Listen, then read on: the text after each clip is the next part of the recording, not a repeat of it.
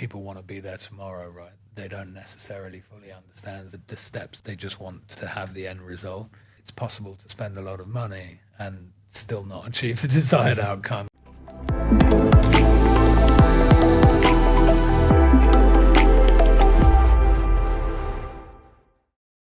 So first of all, let me start by introducing myself. I think most of you know me. I'm Eric. I look after the wealth management segment for Temenos in APAC, Middle East and Africa. So joining me today, I have Minh Duc, who's a managing director at Synpulse, based here in Singapore. We're lucky enough to be joined by Adam Quek, who is the head of digital advisory for one of our longest standing customers, UOB, again here in Singapore, and also Tomoko Nasuho. Correct? Who's the account director for one of the Temenos exchange partners, a company called Evooq. So thank you all for joining me. Let's do a quick sort of round robin and maybe talk about what you think is going to be the most important thing that you discuss with wealth managers over the next, say, 1 to 3 years. Minh? Don't start with me. Let me think about it first. The most important thing for me, it's definitely AI.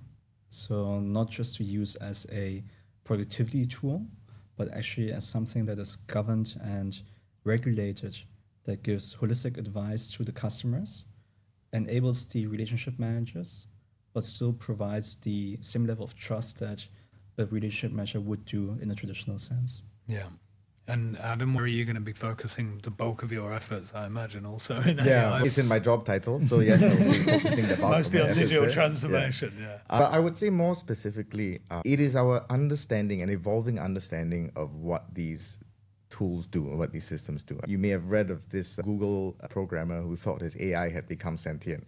The people making these tools, even them, can be misled by how personable and how articulate these tools can be. And so I think our role is really to show people how they can take advantage of this and not be taken advantage of by the tools, and they can deploy it in the right space. And I think we need to have growing AI literacy, but one that's embedded in the expertise and the fiduciary advice that we have always been responsible to give. Yeah, makes sense. Marco? So only for AI specific or?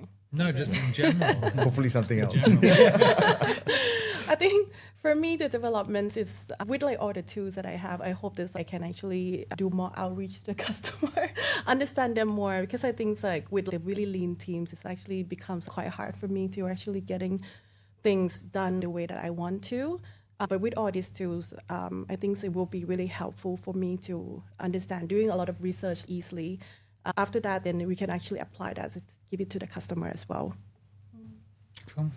I think for me, it's the same. Obviously, AI, automation, machine learning, top of mind for everyone. But what's been, or what is clear, and that's been further underlined speaking to you all today, is that there's still a lot of work to do by many organizations to understand what they want that final journey to look like.